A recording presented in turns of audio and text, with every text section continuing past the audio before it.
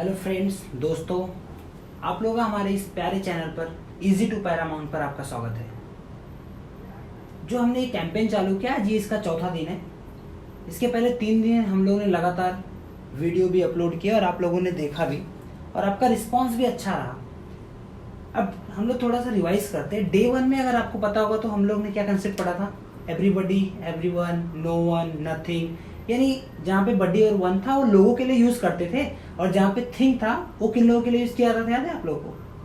चीजों के लिए, नॉन लिविंग थिंग्स के लिए। डे 2 में याद कीजिए फटाफट। ईच, एवरी, नन, एनी, इधर, नीदर के ऊपर कंसेप्ट पढ़ा था। डे 3 जो कि कल था हमारा, उसमें बोथ के ऊपर हम लोगों ने कंसेप्ट पढ़ा था वहां पे। और आज ये हमारा रूल नंबर 4 यानी डे 4।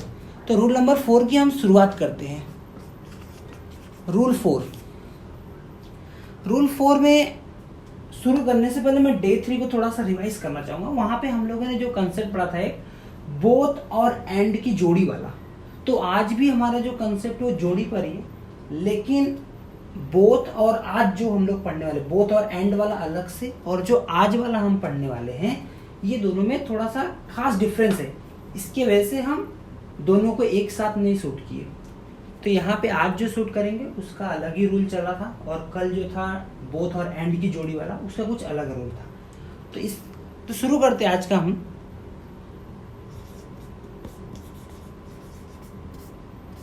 इधर और की जोड़ी होती है।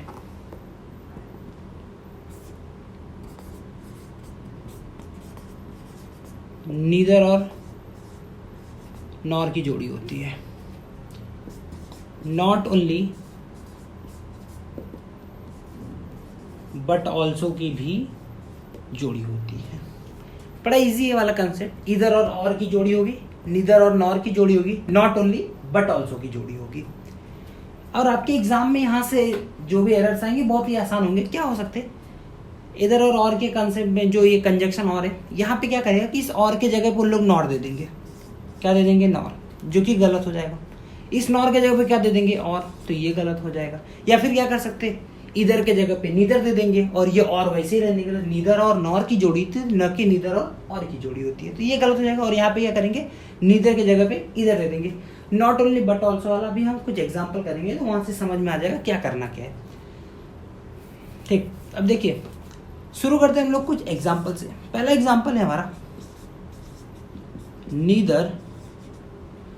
इसको शुरू करने से पहले चीजें मैं थोड़ा सा आपको बताना चाहूंगा कि जो बोथ और एंड वाला था और आज का जो रूल है इधर और, neither nor, not only but also, में खास डिफरेंस ये है कि जो हमारा प्रीवियस वाला यानी बोथ और एंड का था वो थोड़ा सा अलग पैटर्न पे चल रहा था, और जो ये वाला जो चलेगा ये रूल अलग पैटर्न पे चलेगा। अब जो ये रूल जो चलने वाला है ये तीनों के तीनों, ये रूल जिस पैटर्न को फॉलो करेगा उसे हम लोग कहते हैं rule of proximity. Rule of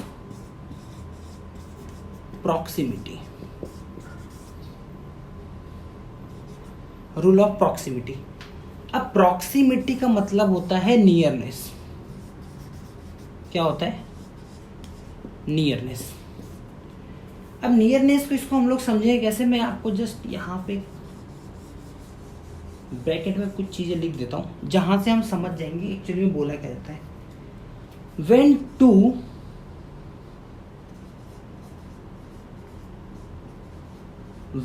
two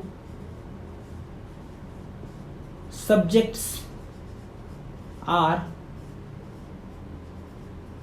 joined with these kind of conjunctions, these kinds of conjunction,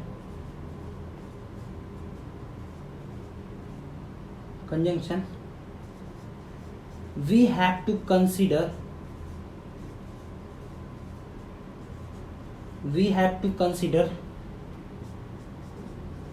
the nearest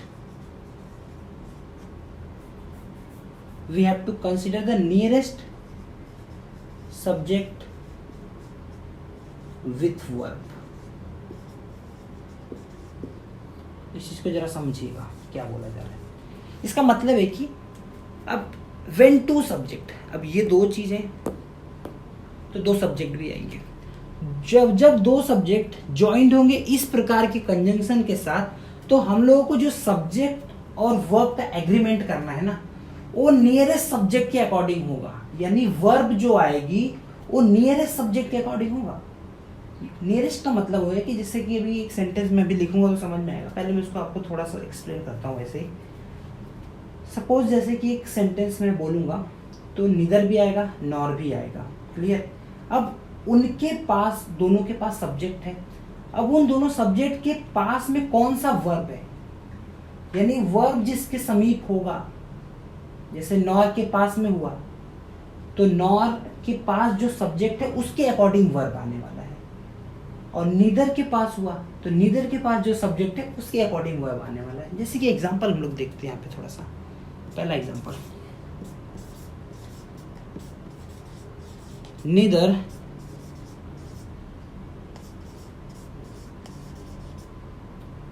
the colour nor neither the color or the size of cloths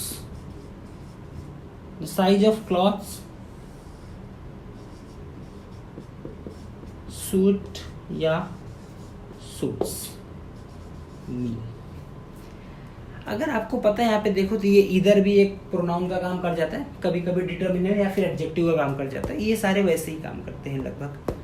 तो यानी अगर ये दोनों प्रोनाउन के लगभग है तो यानी हमारा जो एरर भी आने वाला है ना, वो सब्जेक्ट और वर्ब के एग्रीमेंट के अकॉर्डिंग होने वाला है। क्योंकि ये प्रोनाउन है, प्रोनाउन क्या होता है, हो सकता है नाउन के बदले प्रोनाउन आता है, यानी एक सब्जेक्ट के अकॉर्डिंग काम करने वाला है। और सब्जेक्ट गलत हुआ तो वर्ब के अकॉर्डिंग गलत होगा, और वर्ब गलत हुआ तो सब्जेक्ट के अकॉर्डिंग गलत होगा।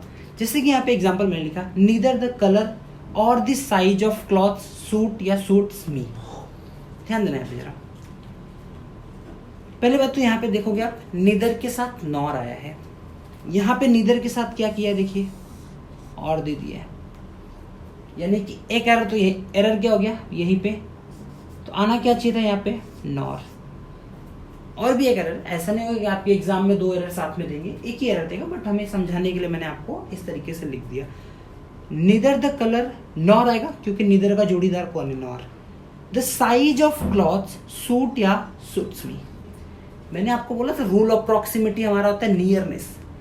When two subjects are joined with these kinds of conjunction, we have to consider the nearest subject with verb. ये वर्ब है सर, सूट और सूट्स दोनों वर्ब है। एक सिंगुलर है और एक प्लूरल है। जिसमें एस लगा हुआ है वो सिंगुलर है, और जिसमें एस नहीं लगा हुआ वो क्या है, प्लूरल है। यानी कि अब सर आपको ये समझ में आ रहा होगा कि थोड़ा थोड़ा मैंने भी बोला था रूल ऑफ प्रॉक्सिमिटी नियरनेस के अकॉर्डिंग होता है। तो नियरनेस कहाँ से आ रहा है, ये नॉर के पास वाला, क्योंकि ये नॉर के पास वर्ब है, ज़्यादा नज़दीक है। इसका मतलब कि इसके पास जो सब्जेक्ट है उस सब्जेक्ट के अकॉर्डिंग वर्ब आएगा। यानी हमारा वर्ब इसके अकॉर्डिंग आ रहा है, द साइज ऑफ क्लॉथ्स के अकॉर्डिंग हमारा वर्ब आने वाला है। तो बहुत लोग यहाँ पे क्या करेंगे पता है, इस क्लॉथ्स को देखेंगे, क्लॉथ सर प्लूरल होता है, अगर ये प्लूरल तो वर्ब भी प्लूरल, तो आंसर सूट पे टिक कर देंगे, जबकि गलत है ये आंसर। आंसर देखिए क्या होगा।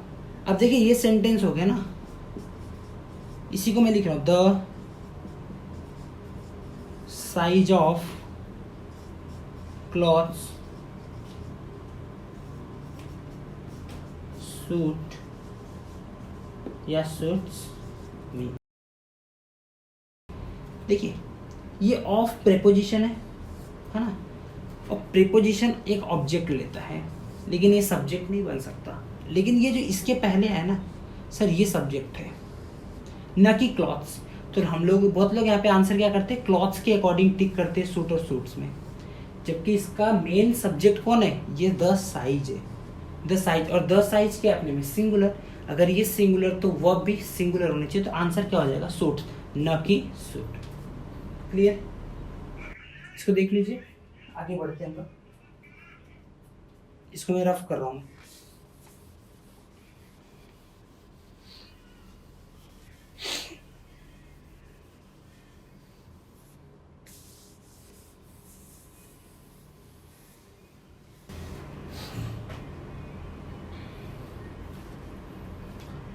दूसरा एग्जाम्पल देखते हैं हम लोग। नॉट ओनली का लेता हूं मैं, not only Ram but also his friends was या फिर were present। आंसर क्या होगा?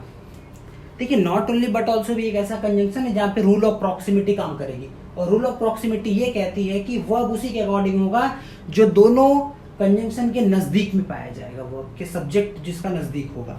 तब यहाँ पे भी देखोगे तो आप but also was were, not only Ram but also his friends was were present, दोनों में से कोई एक ही होने वाला है। इस बट ऑल्सो इस वॉज वेयर के ज्यादा करीब है, और ये करीब है तो इसका सब्जेक्ट क्या हो गया, ये वाला।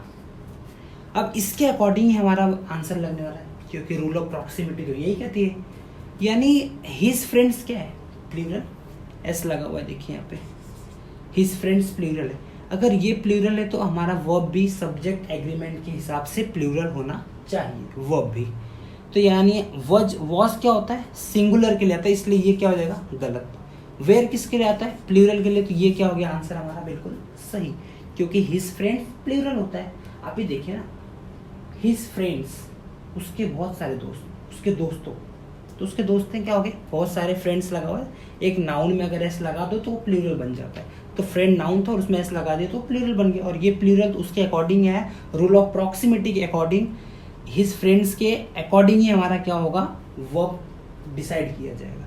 तो वेयर क्या हो गया हमारा, वर्ब हो गया वेयर, और यही हमारा क्या हो गया आंसर। देखिए लेकिन ना हम लोग कभी कभी ना ऐसे डाउट खा जाते, गच्चे खा जाते, इसी क्वेश्चन को अगर ऐसे एग्जाम में पूछ लिया गया, not only Ram but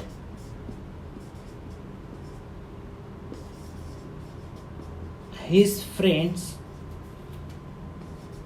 also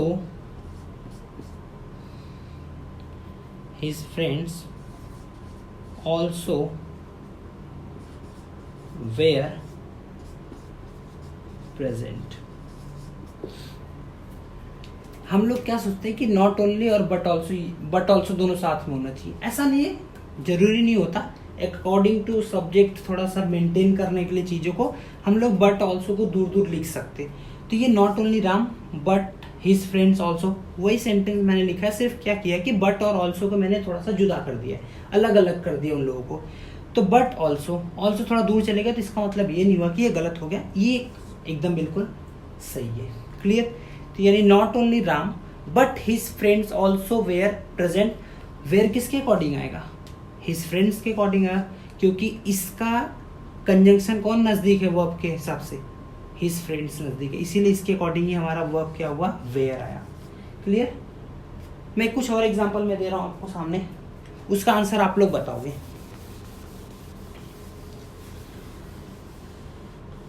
चलिए बताइए, थर्ड क्वेश्चन है शायद। चलिए, हैज और have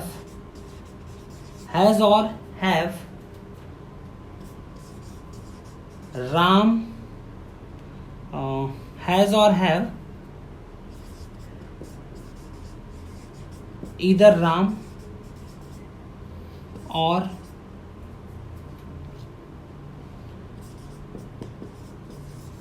his father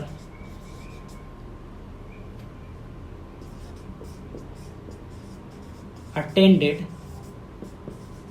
the meeting।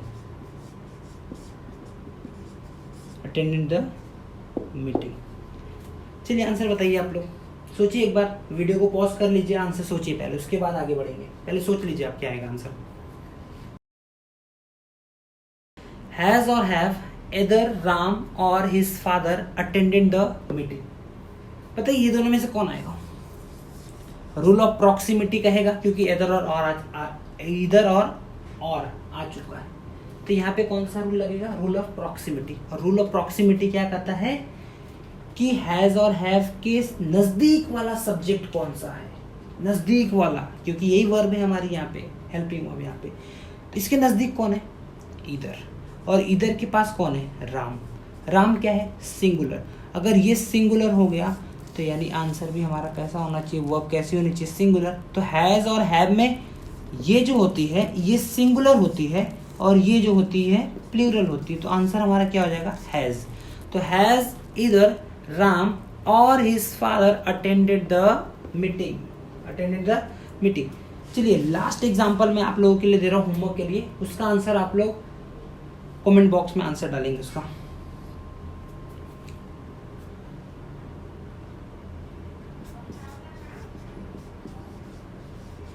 neither Santosh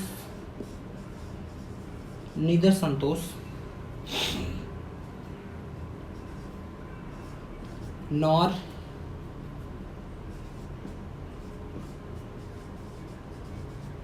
his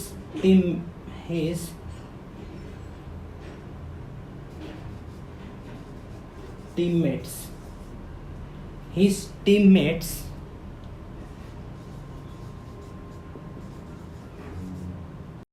arrived in the wedding ceremony. Neither Santosh nor his teammate arrived in the wedding ceremony. यहाँ पे कुछ एरर दिख रहा है आप लोगों को तो जरा बताइएगा, कुछ एरर है? पांचवा क्वेश्चन लिख लेते हैं, एक और एग्जांपल, क्योंकि कल लास्ट वीडियो में ना एक हमारे पास कमेंट आया था जिसमें ये बोला गया था कि सर थोड़े से एग्जांपल और दो। तो एक एग्जांपल और दे रहा हूँ मैं। यहाँ पे कुछ अगर एरर्स है तो बताइए आप लोग, ये अगर है तो यस डालिए, नहीं नो तो नो डालिए कमेंट बॉक्स में। पांचवा ये है हमारा क्वेश्चन, इज और आर।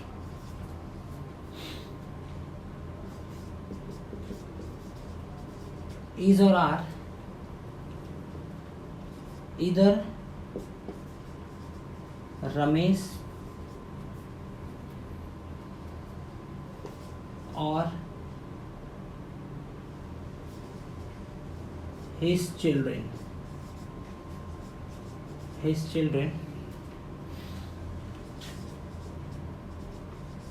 going